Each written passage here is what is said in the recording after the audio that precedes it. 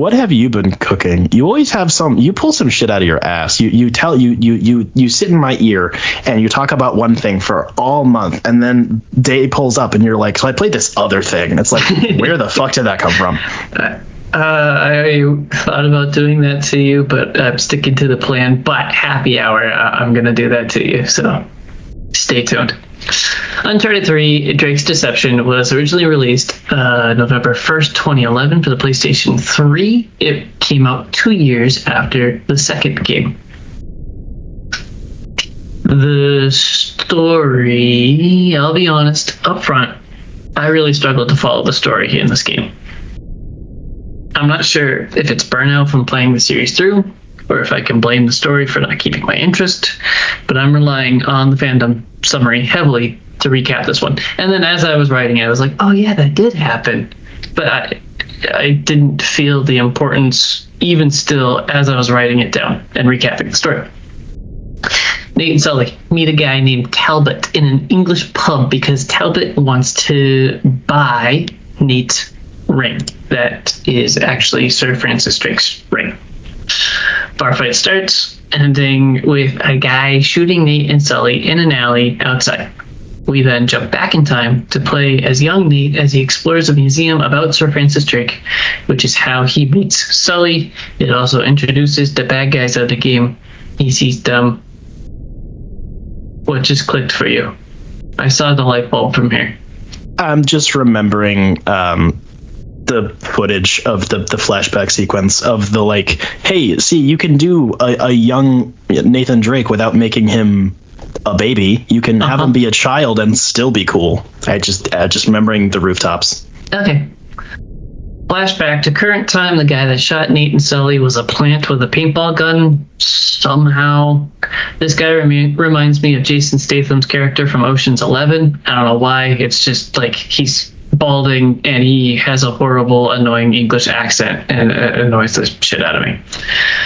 He tags along with Nate and Sully and Chloe for a while as they chase down Talbot. He's working with an old bitch named Marlo. We know she's the game's bad guy because she's a bitch. Several levels of solving puzzles and traveling around the world brings us to the important story part. Nate and Sully land in Yemen. Elena gives them a few fake news passes, not fake news, but the passes are fake and they're news passes to be able to get to the next story relevant puzzle. Apparently between games 2 and 3, Nate and Elena were married and then separated. A lot of storytelling happens very quickly by how the three of them interact with each other in this scene. Nate points out that she's still wearing his ring, and she says it helps in this part of the world, basically waving him off. As she's leading them somewhere and telling them how much she really shouldn't be helping them, Sully does a dude bro head nod and whispers about her ring, and Nate repeats, it helps in this part of the world. Sully asks, what the hell does that mean? And Nate just shrugs. It's very funny. And over the next couple chapters, Elena clearly shows interest and some enjoyment in Nate's adventures, but fears about the dangers they bring. This is expanded on more in the next game, but it's incredible how cohesive these games are with their narrative about how Nate and Elena's relationship, especially considering it was... This is expanded on more in the next game, but it's incredible how cohesive these games are with their narrative about Nate and Elena's relationship, especially considering it was 9 years between the first and the last game. I just love that they don't have a giant lore dump. They just interact with each other like they normally would, and we deduce what each of them feels and what they've split over. After that, we're adventuring. Nate chases down the bad guy. Sully's kidnapped. Nate chases down the bad guy, finds the lost Atlantis of the Sands. Both bad guys seemingly die. Nate escapes and rides off into the sunset with Sully and Elena. Honestly, the adventure feels extremely typical. Every time Nate encounters the bad guy, he's able to just slip away. It feels like the whole game we're chasing him, and like the bad guy's always one step ahead, and there's no explanation why except he's the bad guy. I spent most of the game not sure what I was trying to find, just automatically just solving puzzles and killing bad guys.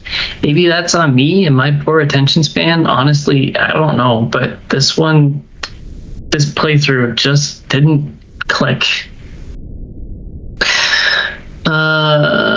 Moving on to visuals, the visual quality doesn't feel like as big of a jumping quality as 2 was to 1, but this game is still impressive. There are a few large levels or sections that let Nate mess around in for a while. The most memorable one was in the midst of a shipwreck of a huge ship with lots of floating barges and debris and small boats with bad guys everywhere. It's a big level with the freedom to play it in stealth or just shoot everyone. The self-appreciating sections when the camera zooms out to show the magnitude of the scenery is better than ever, with really awesome looking vistas begging for a screenshot. I noticed in this game that Nate has a lot more fluidity as he's moving. For example, when pushing the left stick forward to walk, if you get too close to a wall, he'll reach out and touch the wall automatically. It looks a little goofy if you abuse it, but it's a small thing that looks really good when naturally playing through the game. There was clearly a focus put into making Nate's animations a lot better than the past games. I'm skipping my least favorite topic, sound design, because I have no comments, so I'm moving on to gameplay. This game has a lot of interactions that are quick time events. The fist fighting is kind of like the fighting system in Arkham Asylum: square to punch, triangle to dodge when prompted, circle to break a grab. It sounds good, but I hated it. Fist fighting felt sluggish. To be fair, probably because I've played better games since this came out that use the same-ish system. And other enemies within sight will shoot Nate as he's locked in a fist fight, which makes sense in the real world, but it's a pain in the ass when the game locks you into a fist fight and you can't escape it, and you just get shooted to death because the game wouldn't let you go.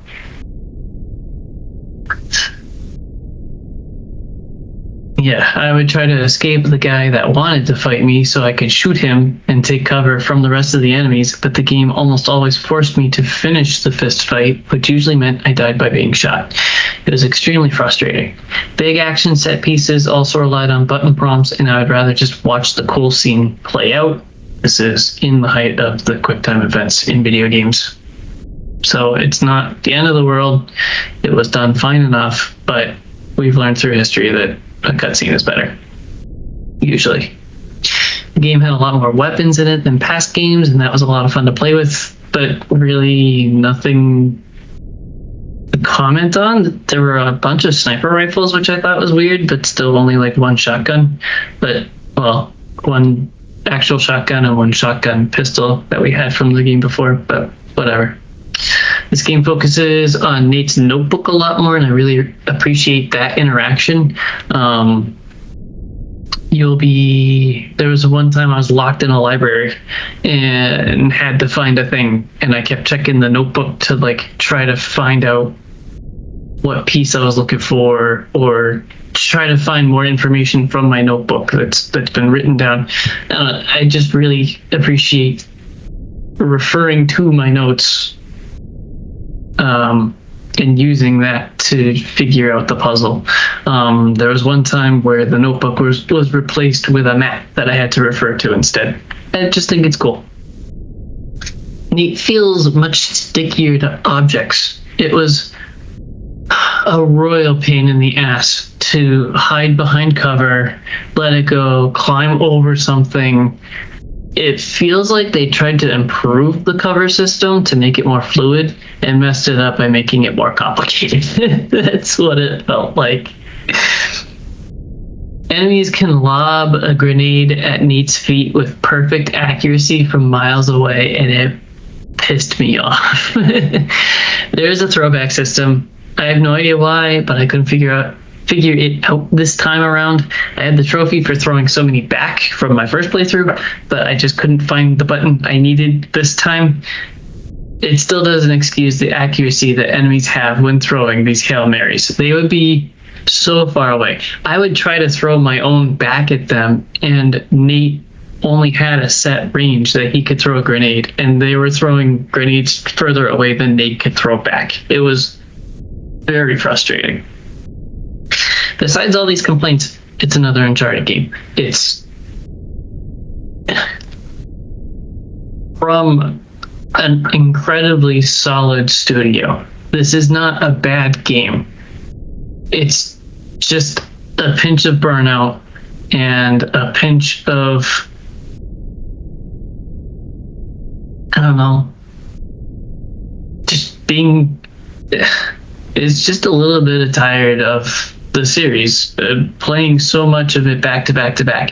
If I had gone 2 years and then only come back to this one, I would appreciate it a lot more than I do now. But compared to the rest of the series and just having been playing a bunch of them back to back to back, it's just I'm a little bit tired. And so the bugs or glitches or not so great design sticks out that much more. These are very small complaints that I have in a very good game, in a very good game series. It's still part of the Nathan Drake collection that I got for like $15, I don't know, 8 years ago. So, well worth the money. So you're going to take a break this upcoming month before playing Uncharted 4, right? Absolutely. Very good. At least a month break. Mental self-harm. But also, Uncharted 4 is really long, and I don't know if I can play all of it in a month. That's fair. That was my one takeaway the first playthrough, was like, holy shit, does this game end?